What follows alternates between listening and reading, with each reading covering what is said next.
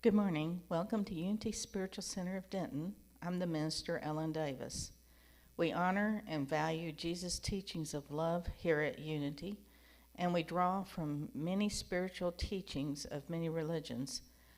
We teach positive, practical Christianity, and we believe in the transporting power of prayer to heal and to bring insight and wisdom into our lives. It is our wish that you find here the truth which you seek. We welcome all visitors. If you're a visitor who's visiting for the first time online, we invite you to go to unitydenton.org, which is our website. And here you will have a chance to see what goes on at the Spiritual Center and to sign up for a weekly newsletter, which will keep you updated with all our activities and events. And now our prayer chaplain, Dory Gare, will come and read from our daily word. Good morning, everyone.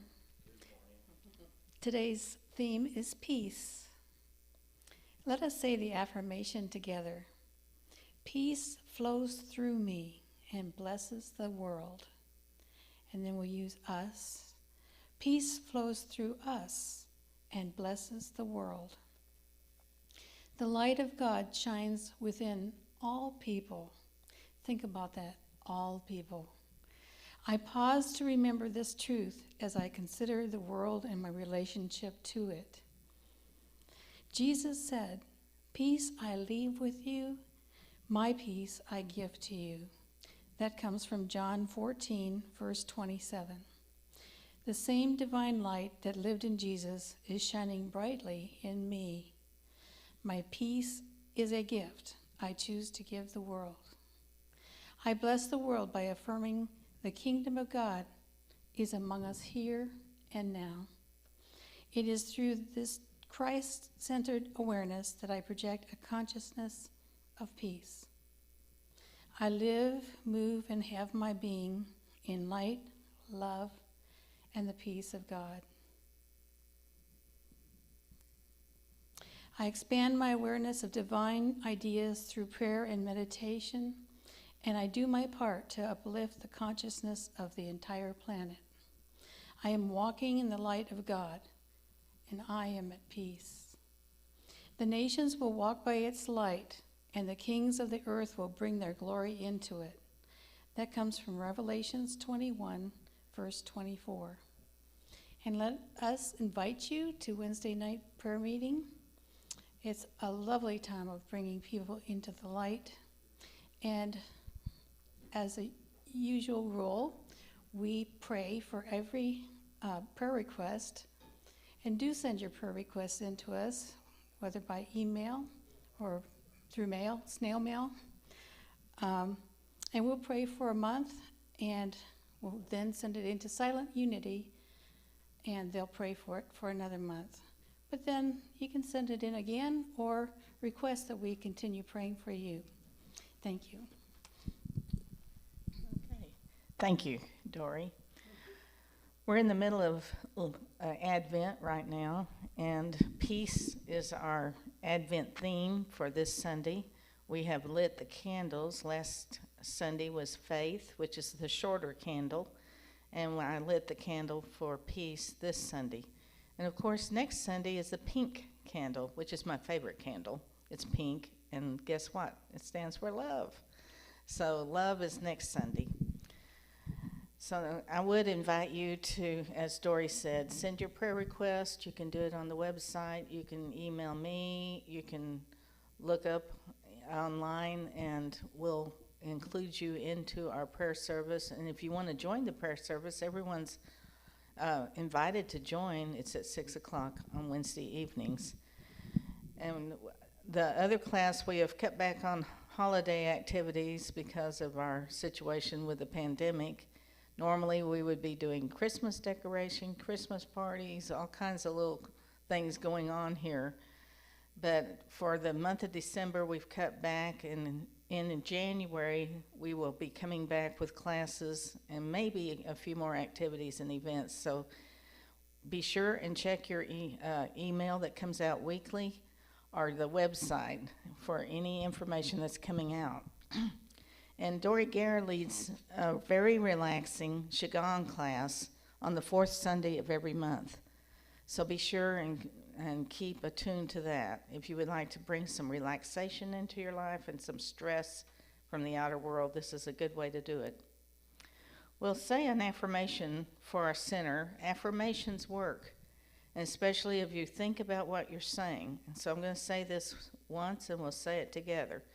Unity Spiritual Center of Denton is an expanding center of the Christ light, mighty to embrace its good and radiate good to others. So let's say that together in a meaningful way. Unity Spiritual Center of Denton is an expanding center of the Christ light, mighty to embrace its good and radiate good to others. At this time, I'm going to lead a meditation and prayer, followed by my talk called Advent, Experiencing Peace. So let's just go into a place of relaxation wherever you are, whether you're in the sanctuary or in your home or wherever you're at. Just relax and allow yourself to feel the peace. And it's really an important time because all the churches that celebrate Advent, whether it's Unity or not, are focusing on peace. So this is a powerful thought for the day, that you can join in to all the thoughts and prayers that are going out everywhere at all the churches, creating an energy that we can join. And we just join in with that peace. And peace is something that we want to experience. That inner peace, foundation of our spiritual life. So we just breathe in and relax. The breath is so important, for it relaxes the body and allows our mind to rest. So do it again. Breathe in deeply, drawing in from the head and feeling it spread through your body, relaxing your mind, your emotions, and your body. And know that as your mind relaxes, your body relaxes automatically. It gives the body a chance to heal and do its healing work. So breathe in and relax. And get into that rhythmic flow of thought and feeling. Breathing in, relaxing, letting go. And doing it again in a cycle. Breathing in, relaxing, letting go. Feeling that peace that passes all understanding. That peace that the outer world does not give. The inner world of spiritual peace is within us.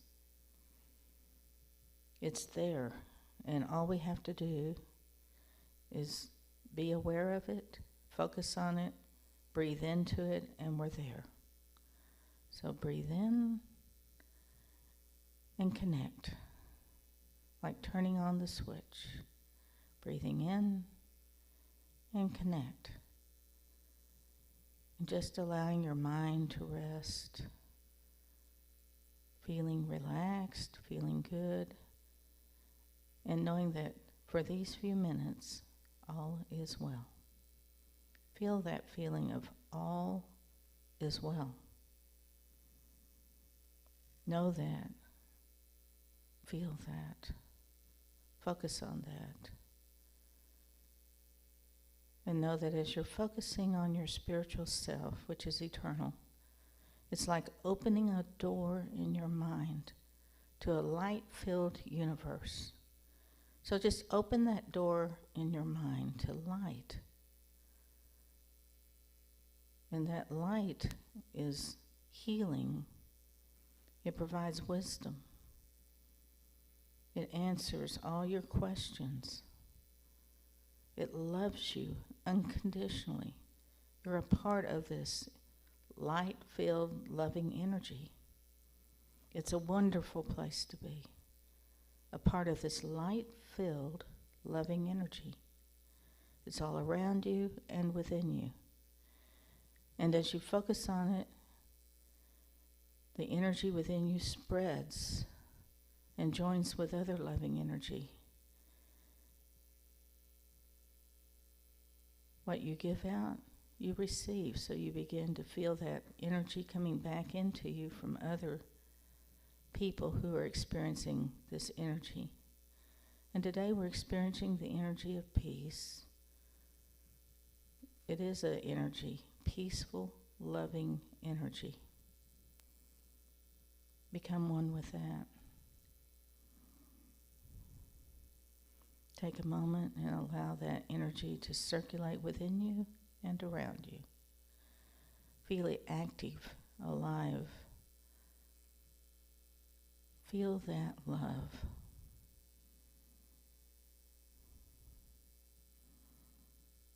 That love is your spiritual nature.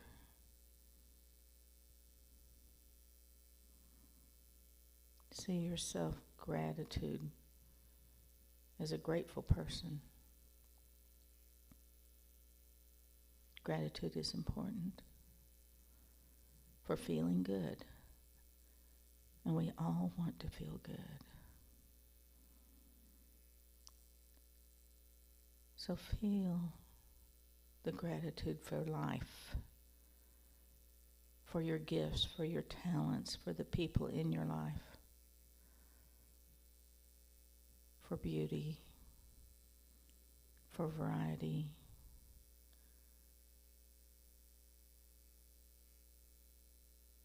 for animals and all the variety that's on this planet.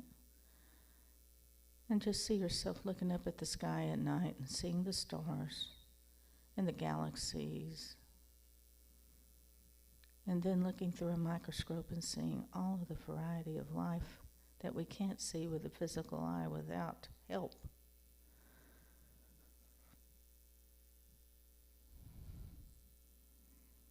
And as we rest in this place, we know that all things are possible. And we know this for our physical health. You may be at a place where you don't think anything is possible. But just hold on to that thought that with God, all things are possible. And just open up and accept the healing energy. Feel it in your body. Know that healing is possible. And if you don't know of anything that's going on in your body, just allow that healing energy to course through, correcting anything that you may not be aware of. Feel that energy around you and within you. We take a moment now to think of those that need prayer. And there are so many that need prayer. Think of those that you know personally that need prayer, where it's easy to make that connection to those that need it because you know them and the connection is there. And just send that energy straight into their heart, to their being, knowing that the highest and best good is happening to them. Give thanks for that. Know that they're being led to their highest good. And just let go. Being grateful. And again, knowing prayer works and is very powerful. And hold yourself in that light and healing energy as we go into a time of silence for ourselves.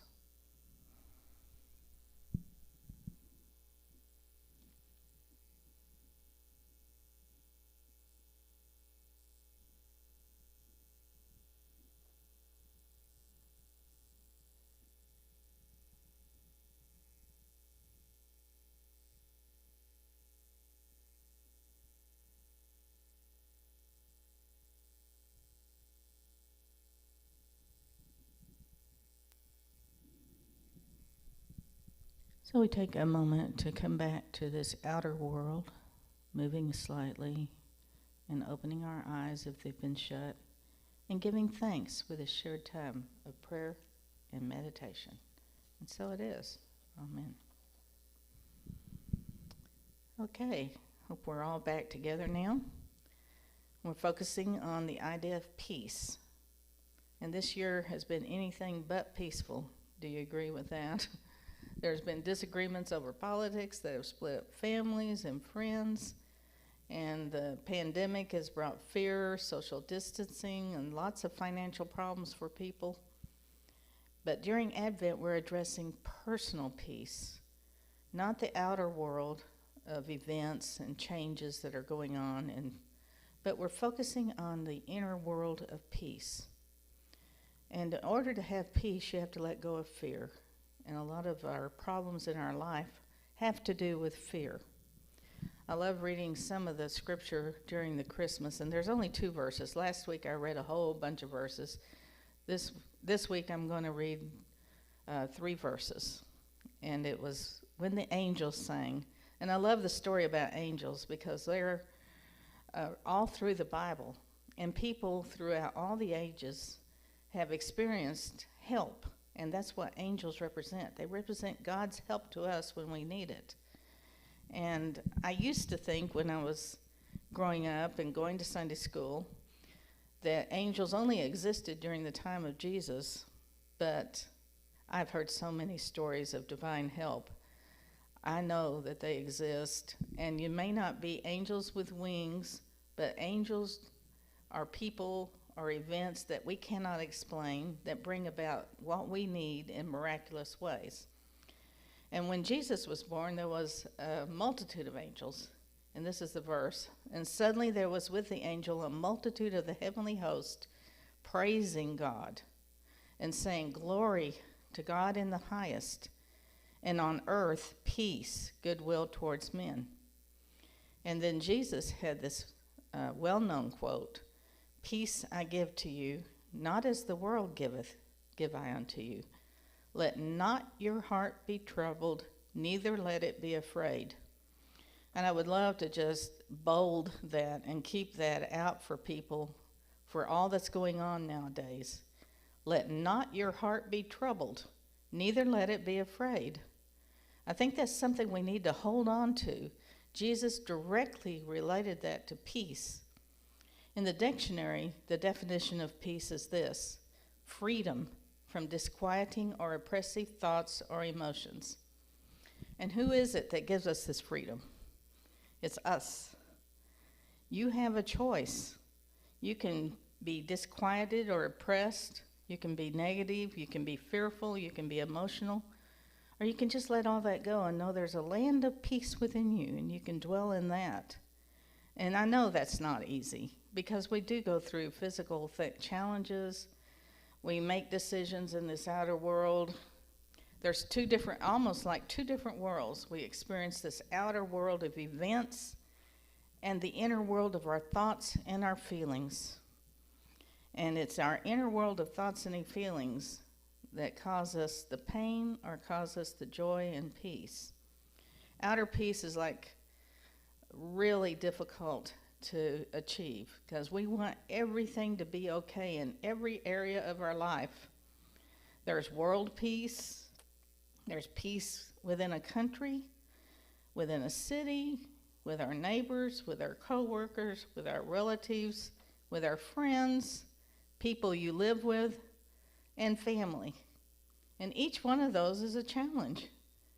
And sometimes we have all these challenges all at once. We want everything the way we want it. We want to be the one that makes all the decisions, and we want to be happy. We want everybody to be the way we want them. And it's important to let people be who they are and to be able to be peaceful in the midst of changes that maybe we don't want or maybe we don't like. Peace for most people equates to happiness. And peace of mind, which so many people try to achieve, whether through drugs or alcohol or an escape mechanism. We want to escape these troubling thoughts, these fearful thoughts. We want our mind to get away from it. We want to put distance between it. And peace of mind for a lot of people means feeling good, but that's a transitory feeling. And a lot of people think they'll have peace if they have financial security, if they have power, if they have success, and loving relationships. Those are usually the goals that people set for themselves, and they think they're going to be happy when they get those goals. Financial security, power, success, and loving relationships. But how many times do we see where people achieve those and they're still not happy? You know, it's the emotions within us, the reactions, the thoughts that we feel or think drive our emotions. We just automatically respond to outer circumstances. In Unity, we say we respond from that spiritual self, and that spiritual self is loving, compassionate, and peaceful. And you can be peaceful and loving and compassionate and still make a difference in the outer world. A lot of the addictive behaviors, I always say this in a lot of my talks about peace, people have alcohol, one-night stands, drugs, and addictive behaviors and feel like all of those would bring peace. But we can just look and logically know that does not work. It just brings a whole bunch of different other problems that we have to overcome. And a lot of people this year are really working to bring peace into their lives because of all the outer challenges that we see. When I went to visit my daughter, and I visited my youngest daughter in Tampa, Florida, about 2 weeks ago, and I love going to the shops before I board the plane and get a magazine or a book. Now, I know I could get it cheaper if I didn't do that, but I love to look at the shops, and that's just part of my ritual. I will just go to a bookstore and get a magazine or a book. And this time, 2 weeks ago, I bought a magazine. I don't know if you can see it. It's called INC. It's an Incorporation magazine. Sometimes I like to read the business magazines.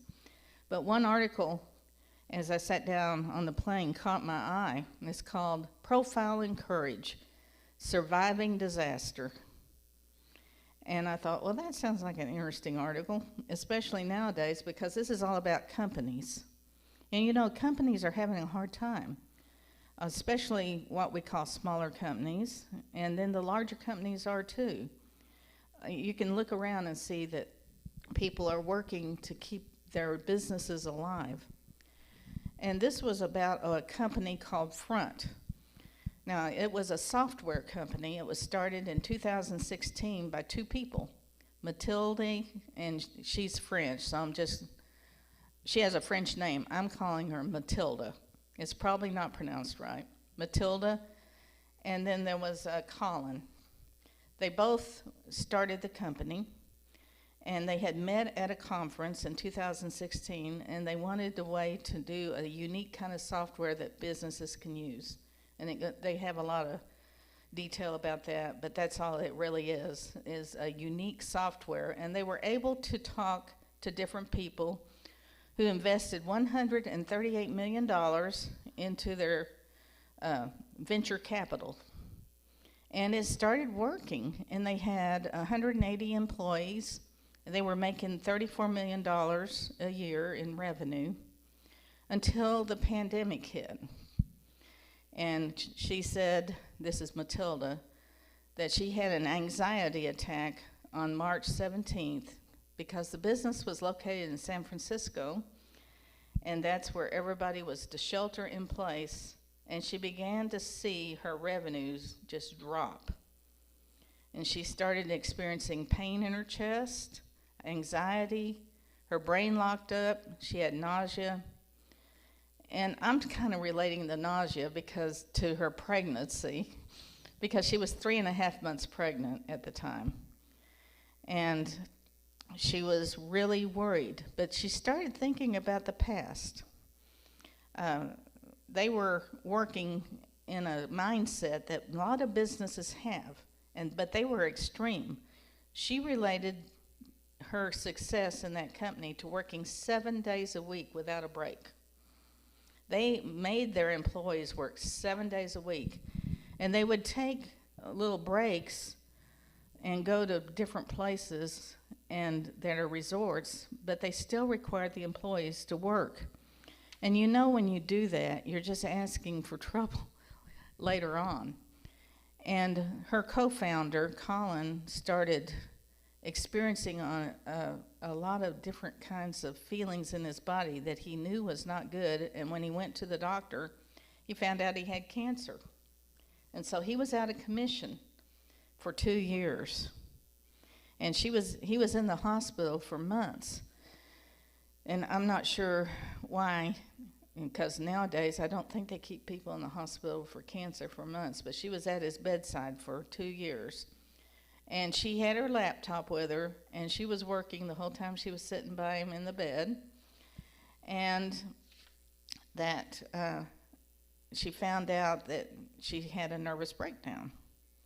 And he was having cancer, and this was in 2017, and she had a nervous breakdown, and she knew something had to change.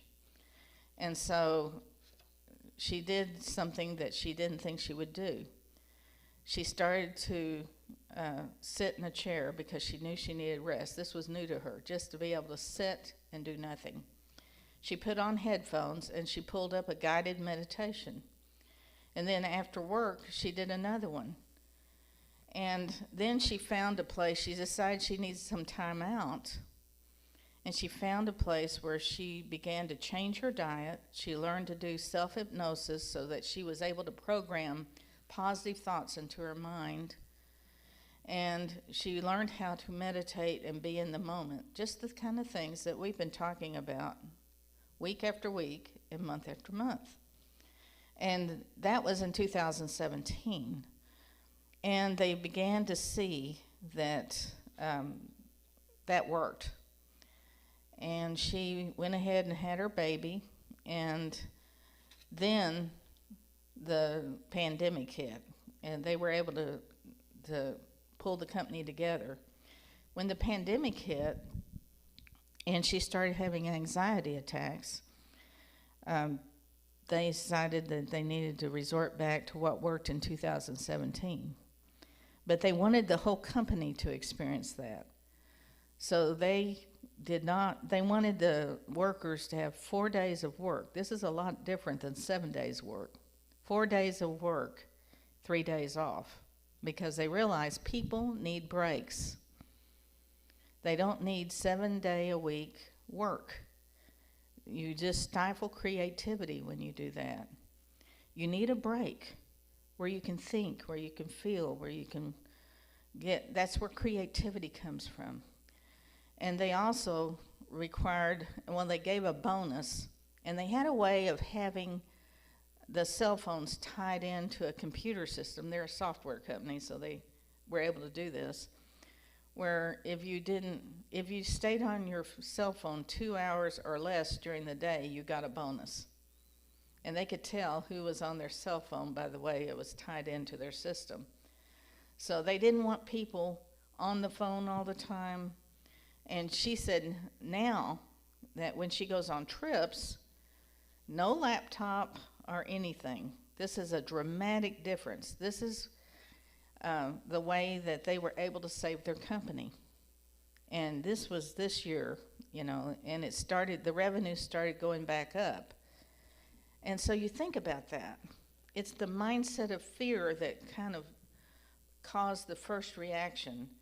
And I think it's a mindset of fear, really, with it caused her to have those 7 days of work a week. I mean, it's nonstop work. Let's just put it that way. Why do that? Because you think that if you don't do that, the company's not going to work. The company's not going to survive. So it's an idea of letting go of all of those worrisome thoughts so that creativity and peace and new ideas can come in. They had a suggestion of what to do if your company, of course this is for companies, this is a company magazine incorporation. And so this is what they were suggesting, if I can flip to the back of this article. So here's their suggestions to other companies. Stop thinking. Don't get in the world of your thoughts so much. Build a habit around a single activity, a 5-minute walk, making coffee, taking a shower, meditation. That gets your mind off your current stressors. Is that new to us? I feel like I'm repetitive every week, but I'm trying to draw from current articles and things that people are using in life situations that work. And time after time, whether it's a physical challenge of illness, or it's a business setback or relationship setback, the way they get out of it is the same. So I think constant repetition, maybe we might catch it, So let me repeat that. Stop thinking. That's what gets us into the fear. Build a habit around a single activity, a 5-minute walk, making coffee, taking a shower or meditation that gets your mind off your current stressors. And then that's number 1. Number 2, celebrate your wins. Each night, write down at least 3 positive moments for you and your team that day, like a gratitude. This is straight from the magazine, like a gratitude journal. They're talking about a gratitude journal. The first thing is meditation, and the second thing is a gratitude journal. This is from Incorporated magazine. And then narrow your focus. Stay dedicated to 1 big goal per day, 3 goals per week. Don't get trapped by your never-ending to-do list. And that's what brought peace to both of them. He was able to get over his cancer, the co-founder. She was able to get over her anxiety attacks. Their company started soaring after that, even in the midst of the pandemic. And so no matter where you're at in the middle of all that's going on in the outer world, this is good advice. Whether things are working good for you or whether you're in the middle of a challenge, this is good advice. Meditate. Keep a gratitude journal, and don't have a never-ending to-do list. I have to work with that to-do list because I love to-do lists, and it could be never-ending. I make a long to-do list, and then if it doesn't get done, I'll lap it over to the next day, and I do another to-do list. But make sure that you're not overdoing your to-do list, or just do what you can do with 1 goal. 3 big goals per week, 1 big goal per day. And you can chip away at it. I've always been fascinated by the 365 days a year. I used to think, if I could put $1 in a jar, I'd have $365 at the end of the year. Or if I just did, I'm doing photographs. If I just scanned 1 photograph per day, I would have 365 photographs scanned at the end of the year. It's just like possibility thinking that you can do in small ways to make everything work in an easier way than trying to rush at the last minute. And I think that's what happens to so many of us. We procrastinate. Instead of spreading things out over several months, I'll do that tomorrow, I'll do that tomorrow, I'll do that tomorrow. That's a bad way to live because it'll be on your mind, and then tomorrow, when it finally arrives, the day that you need it, it's overwhelming. But if you stay dedicated to 1 big goal per day, 3 big goals per week, and I'm speaking from experience, I procrastinate. I'm one of the big procrastinators. So I'm working on narrowing my focus. And just think about the good things. And we all have so many good things, no matter where we're at. And that's in every article I read nowadays. And these things work. And if you really want peace in your life, this is something that you might think about doing. And it's the things that we talk about every week. I know it sounds repetitive, but it's from different ways that people have approached their problems end up being the same solution. It's that the same solution underneath all the problems. So I want to end with a little prayer. And so let's just get into the prayerful mode where we can draw our energy together. And then on an individual basis, even though we're connected together, we can think about ourselves individually, having a wonderful week this week in the middle of Christmas and all that's going on, that we can relax and enjoy the season. in the true spirit of the season, thinking about other people, relaxing, allowing ourselves to feel what this season is about, which is peace and faith and love and joy. Those are the Advent themes, peace and faith and love and joy. We can have that if we make up our mind and we just let go and know that life can be enjoyed no matter what's going on. And for this understanding, we're so grateful. And so now we come to the part of the service that's virtual, and it's our virtual offering bag. And we have our offering bag on the front here, and always visualize this filled up so that we can keep our spiritual center going until we can meet together. And I'd like to remind people, I forgot to say this, that we're having a Zoom session for 15 minutes every Sunday before church, before our Facebook Live. So it's from 10:30 to 10:45. If you're missing people and their faces and you want to connect to people that you know, or maybe you don't know, maybe you're new and want to connect to people, we connect together in Zoom, and you can go to unitydenton.org and get the connection there, or you can go to our Facebook page, or get on our weekly email, and it's on that. And we had our first session this morning. It was so good to be able to talk to people and see their faces. When I'm out here, I can only see the people who are sitting in the sanctuary. I have no idea who's out there, if anybody's out there or not. But one good thing about Facebook Live, which is one reason why we do it, it stays on the church's website so people can always look at it whenever they want to. And I think that's a really good advantage of that. But until we can meet together and feel comfortable coming to church, and another thing is you can come to church if you want to. We've always opened our doors, but if you don't want to take a chance and get out, or you just want to stay home for whatever reason, once we get back together, we're holding down the fort, as I call it. And we're holding down the fort because there's generous people that are giving to keep our center going. So I'm visualizing a full offering bag from all different ways, from different people, and knowing that when you give, you receive. And I don't know if you've experienced that, but every time I give, it's just like a wave of good comes back over me. It's just like giving out love to everybody, and a wave of love comes back. So it's not just giving to a church, but it's learning to give all together. And I love the affirmation, which is, I think, on your site that Alan is putting up, and I'm going to make sure I say it right. It's divine. I'll say it once, and then we'll say it together.